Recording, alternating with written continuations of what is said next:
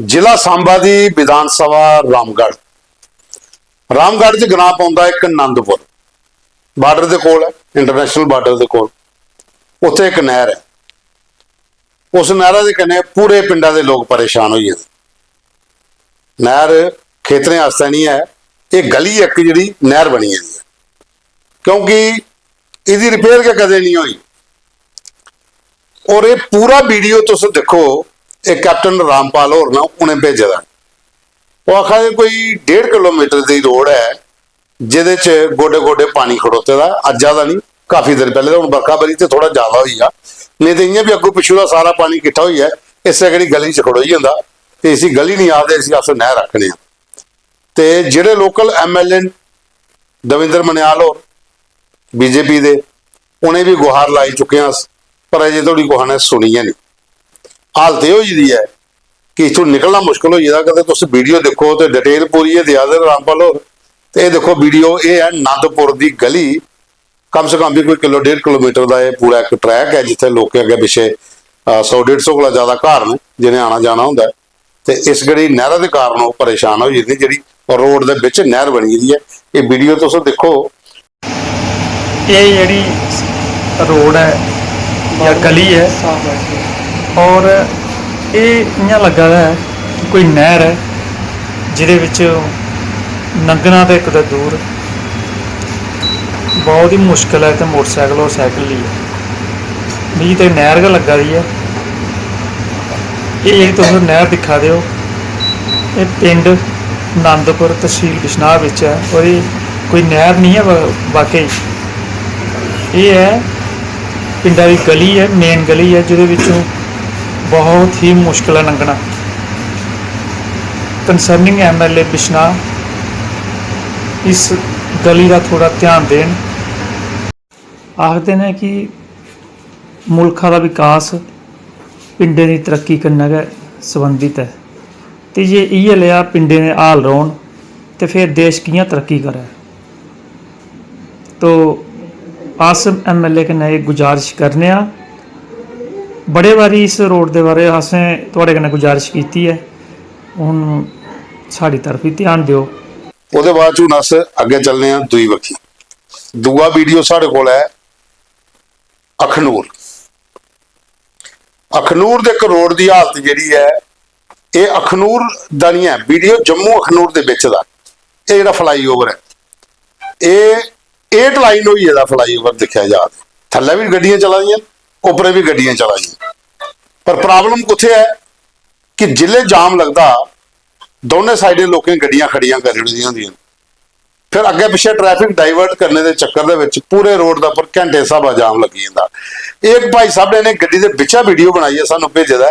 ये पहले भी कई बार भेज देन कि ये देखो जी इतने क्या प्रॉब्लम हो रही है, और कि ट्रैफिक पुलिस की पता नहीं लगा कि ट्रैफिक डाइवर्ट कुदरा करानी है।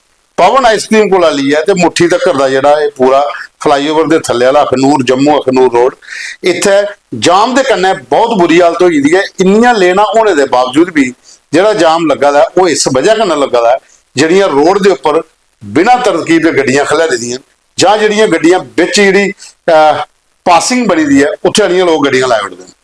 ते पिछे जी एक मांग भी चुकोई ही, जिहड़े इत्थों दे जिहड़ा ये पूरा बाजार है इहदी ट्रेडर फैडरेशन के जिहड़े प्रधान है, उन्हें सरकार अगे अपील की पेड पार्किंग जिहड़ी है वो फ्लाईओवर के थले बनाई उड़ो, ताकि जिहड़ियां रोड पर गड्डियां खड़ोती दियां इसदी वजह कन्नै जाम नहीं लगे, गड्डियां पूरे सिस्टम के कन्नै लगी जान ते ट्रैफिक जिहड़ी है इस किहड़े रोड पर चलती रहे। हालांकि फ्लाईओवर उपर गड्डियां चलदी रहिंदियां, थल्ले मती सारी प्रॉब्लम लोगों की आती है। ये उन्हें इत्थों वीडियो बनाइए भेजदा, कई बार गड्डियां च कोई मरीज हुंदा जां बच्चे के लिए कुदै जा देन, कोई ड्यूटी अपनी जा है तो घंटा 1.5 घंटा जाम लगता पूरा शक्ति नगर वाला पूरा रस्ता जोड़ा है। फिर दोनों साइड नहर के पारे भी जाम लगी जाता तो लोगों का निकलना मुश्किल हो जाता। GMC मैक्सिमम लोग इस किहड़े रूट पर आते हैं ताकि हस्पताल पुजी जाए। अगर कोई मरीज है जां कोई दसन जा है तो उन्हें अपील की है कि ट्रैफिक पुलिस वाले थोड़ा संज्ञान लैन, जिहड़ियां गड्डियां उत्थे खड़ोती दियां उन्हें भी उत्थों का पिछा किया जाए ताकि ट्रैफिक स्मूथली चले। ये देख सकते हैं आप, ये लगभग 15 मिनट से जाम लगा हुआ है और ये एक तरफ BSS स्कूल पलोड़ा और उसके ऑपोजिट साइड रोड की दूसरी तरफ KC पब्लिक स्कूल और जब ये स्कूल में छुट्टी होती है तो ये रोड जो है ब्लॉक हो जाता है। लोग बहुत देर तक सवेरे भी जब स्कूल लगता है उस समय भी और जब छुट्टी होती है उस समय भी ये जाम में फंसे रहते हैं। और चाहे उस तरफ कोई एम्बुलेंस फंसी हो या कोई और गाड़ी, ये आप देख सकते हैं कि ये लोग अपनी गाड़ियां रोड में लगा देते हैं, लोग रोड बिल्कुल बंद कर देते हैं। आम जनता जिसको फ्लाईओवर से नहीं जाना, जिसको नीचे से जाना है, उसके लिए ये परेशानी बन जाती है।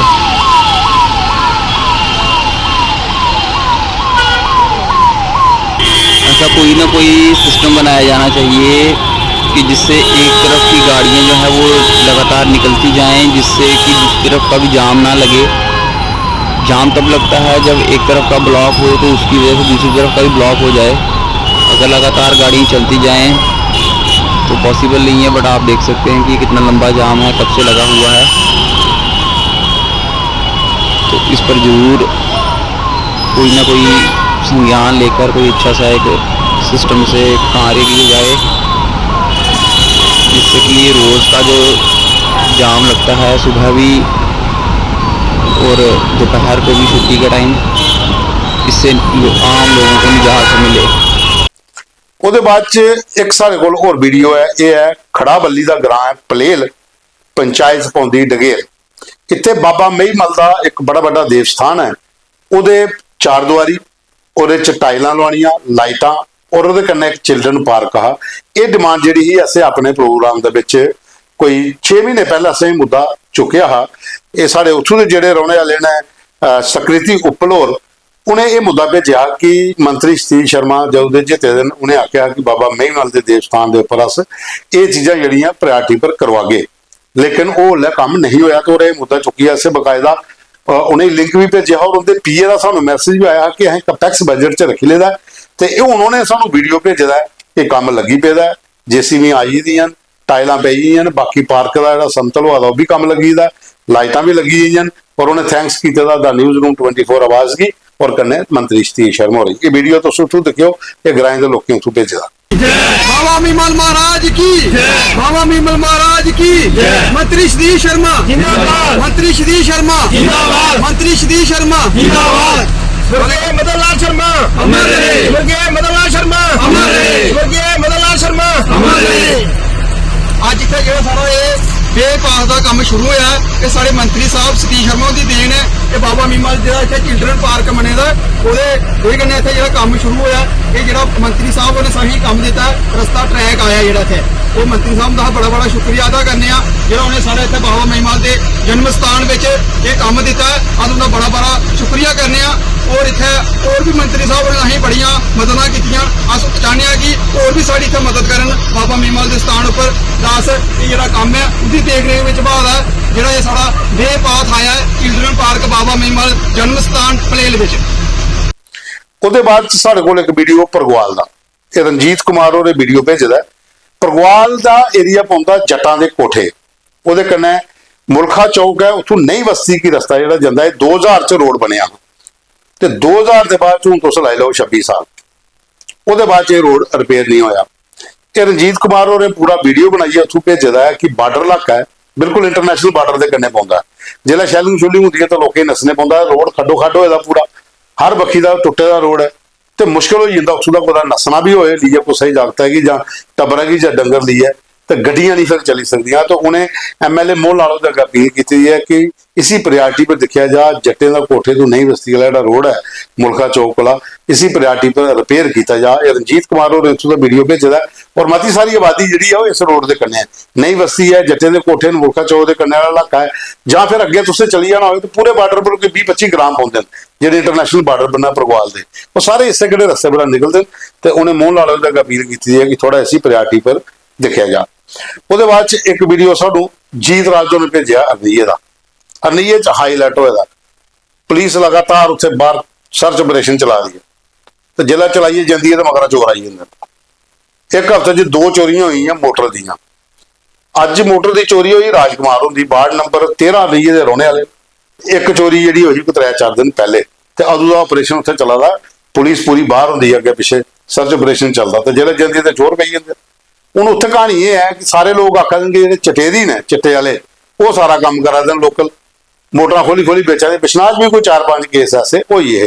ਹਾਲਾਂਕਿ ਪੁਲਿਸ ਨੇ ਕੁਝ ਲੋਕਾਂ ਹੀ ਪਕੜਿਆ ਵੀ ਆ, ਮੋਟਰਾਂ ਜ਼ਬਤ ਵੀ ਕੀਤੀਆਂ, ਲੇਕਿਨ ਇਹ ਮਤੇ ਸਾਰੇ ਜਿਹੜੇ ਕੇਸ ਨੇ ਇਸ ਦੇ ਬਾਰਡਰ ਇਲਾਕੇ ਵਿੱਚ, ਜਿਹੜੇ ਮੈਦਾਨੀ ਇਲਾਕੇ ਨੇ ਜਿੱਥੇ ਮੋਟਰਾਂ ਛੋਟਰਾਂ ਖੇਤਾਂ 'ਚ ਲੱਗਦੀਆਂ, ਹੁਣ ਪਾਣੀ ਚਾਹੀਦਾ, ਉੱਥੋਂ ਦਾ ਮੋਟਰਾਂ ਚੋਰੀ ਹੋ ਜਾਂਦੀਆਂ, ਪਾਈਪਾਂ ਵੀ ਚੋਰੀ ਹੋ ਜਾਂਦੀਆਂ, ਤਾਰਾਂ ਕਾ ਖੋਲੀਏ ਲਈ ਜਾਂਦੇ ਨੇ, ਤਾਰਾਂ ਘੇਲੀਏ ਤੇ ਉਹਦਾ ਤਾਂਬਾ ਗੱਡੀ ਦੂਏ ਵੇਚੀਏ ਤੇ ਉਹਦੇ ਆਸਾ ਕੰਮ ਆਪਣਾ ਚਲਾਈ ਜਾਂਦੇ। ਤੇ ਚਿੱਟਾ ਇੰਨਾ ਜ਼ਿਆਦਾ ਹੋ ਚੁੱਕਾ ਕਿ ਇਸ ਗੜੀ ਹਾਲਤ ਵਿੱਚ ਚਟੇਰੀ ਜਿਹੜੇ ਨੇ ਉਹ ਆਈ ਇਹਦਾ ਖੇਤਰਾਂ ਦਾ ਸਮਾਨ ਚੋਰੀ ਹੋਣਾ ਸ਼ੁਰੂ ਹੋ ਜਾਂਦਾ। ਇਹ ਵੀਡੀਓ ਜੀਤ ਰਾਜ ਹੋਰੇ ਭੇਜਿਆ ਰਲੀ ਇਹਦਾ ਕਿ ਅੱਜ ਰਾਜਕੁਮਾਰ ਦੀ ਵਾਰਡ ਨੰਬਰ 13 ਦੀ ਉਹਦੀ ਮੋਟਰ ਜਿਹੜੀ ਚੋਰੀ ਹੋਈ ਹੈ।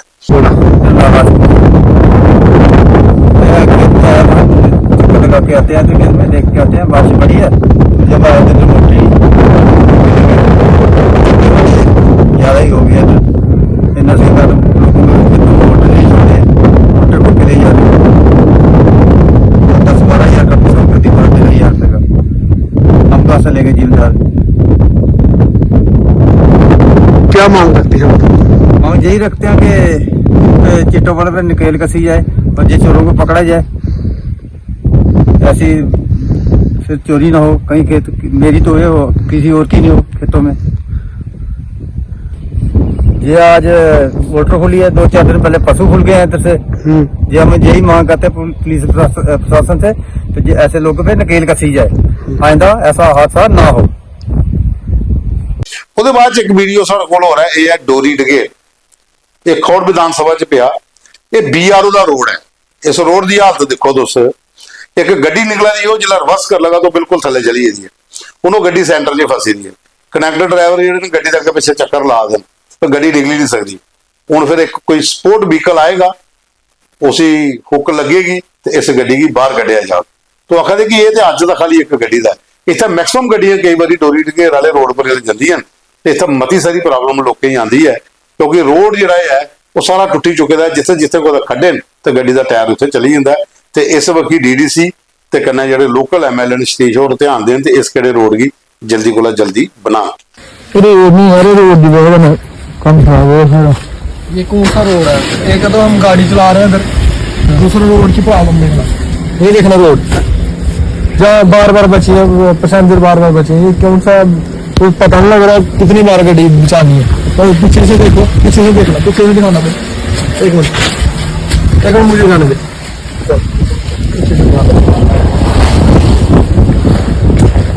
ਤੇ ਸਾਥੀਓ ਪ੍ਰੋਗਰਾਮ ਤੁਸੀਂ ਪੂਰਾ ਦੇਖਿਆ, ਇਸੇ ਲਾਈਕ ਕਰਨਾ, ਸ਼ੇਅਰ ਕਰਨਾ, ਕਮੈਂਟਸ ਵੀ ਜ਼ਰੂਰ ਕਰਨੇ, ਔਰ ਜਿਹੜਾ ਖਬਰ ਦੇ ਕੈਪਸ਼ਨ ਦੇ ਵਿੱਚ ਮੋਬਾਈਲ ਨੰਬਰ ਹੈ ਉਹਦੇ ਪਰ ਆਪਣੇ ਮੁੱਦੇ ਸਾਨੂੰ ਭੇਜ ਦਿਓ ਤਾਂ ਕਿ ਅਸੀਂ ਆਪਣੇ ਪ੍ਰੋਗਰਾਮ 'ਚ ਸ਼ਾਮਿਲ ਕਰ ਜਾਈਏ।